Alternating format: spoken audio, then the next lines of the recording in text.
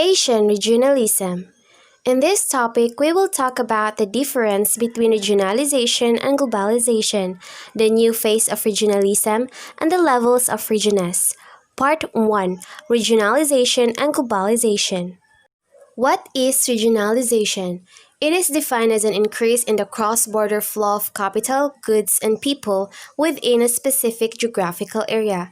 It can also be defined as a political-administrative process by which regions emerge as relevant units of analysis for economic and political activity and welfare and service provision.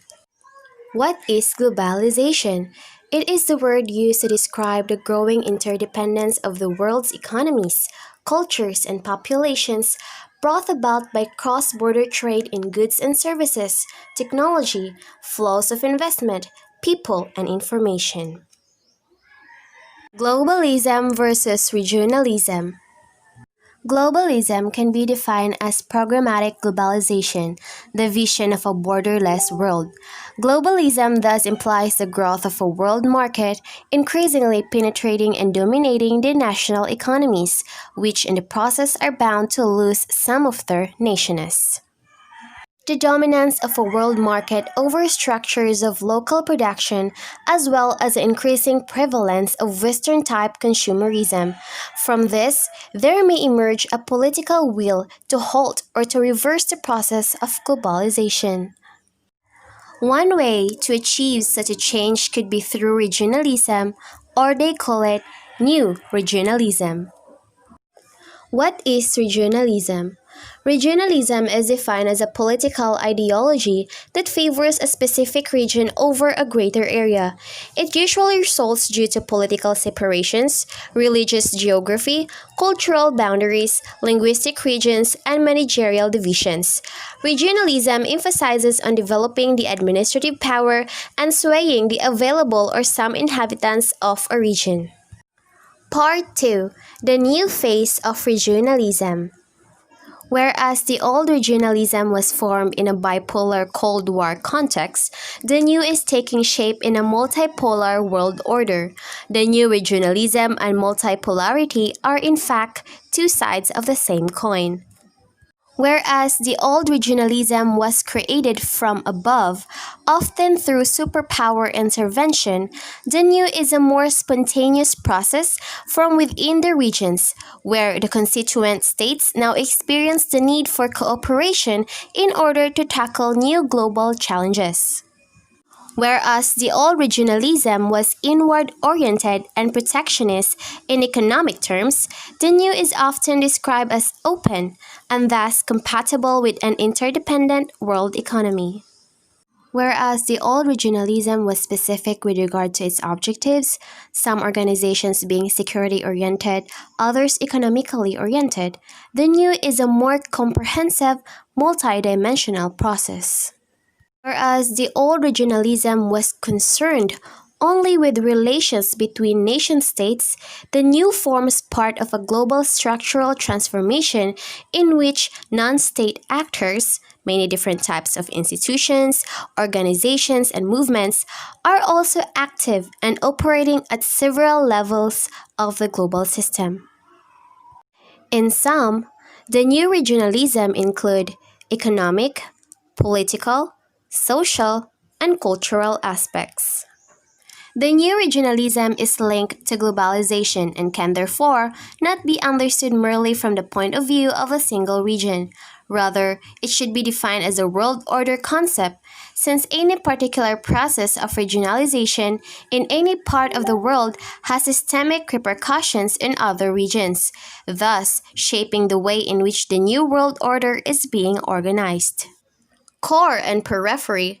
The core regions are politically stable and economically dynamic. They organize for the sake of being better able to control the rest of the world outside their own region. While the peripheral regions, in contrast, are politically turbulent and economically stagnant, their regional arrangements are at the same time fragile and ineffective.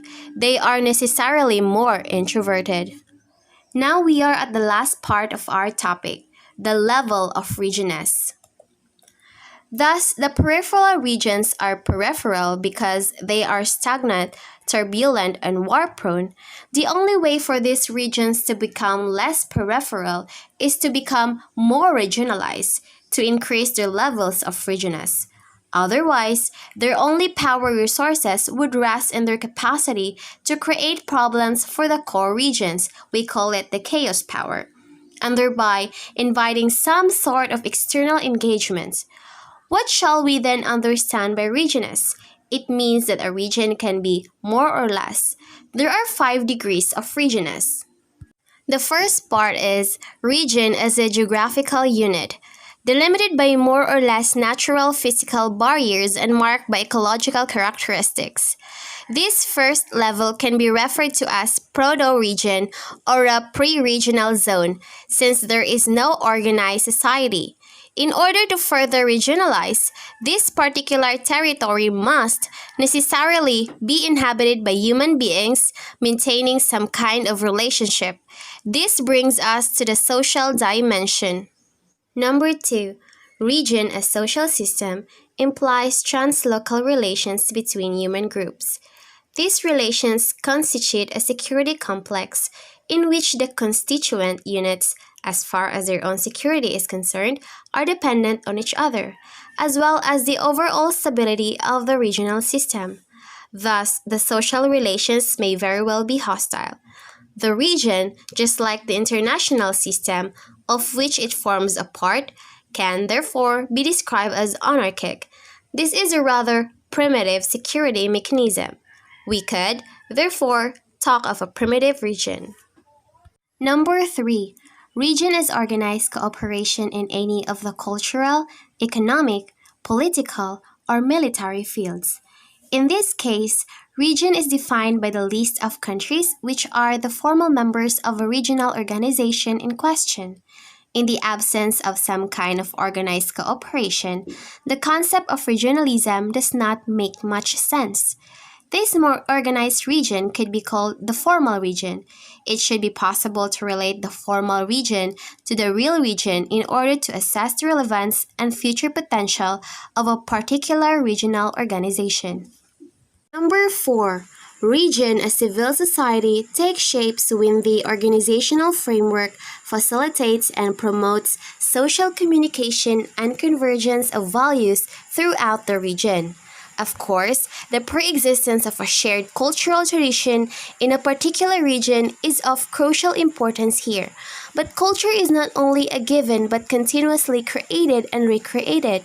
However, the defining element here is a multidimensional and voluntary quality of regional cooperation and the societal characteristics indicating an emerging regional anarchic society.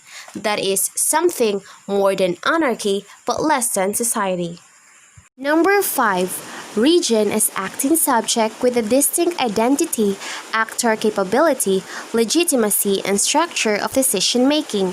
This process is similar to state formation and nation building, and the ultimate outcome could be a region state, which in terms of scope can be compared to the classical empires, but in terms of political order constitutes a voluntary evolution of a group of formerly sovereign national political units into a supranational security community where sovereignty is pulled for the best of all. The 5 levels may express a certain evolutionary logic, but the idea is not to suggest a stage theory but to provide a framework for comparative analysis. Since regionalism is a political project, it may, just like a nation-state project, fail. This similarly means peripheralization and decreasing regionness for the region concerned. Changes in terms of regionness thus implies changes of the structural position in the center-periphery order.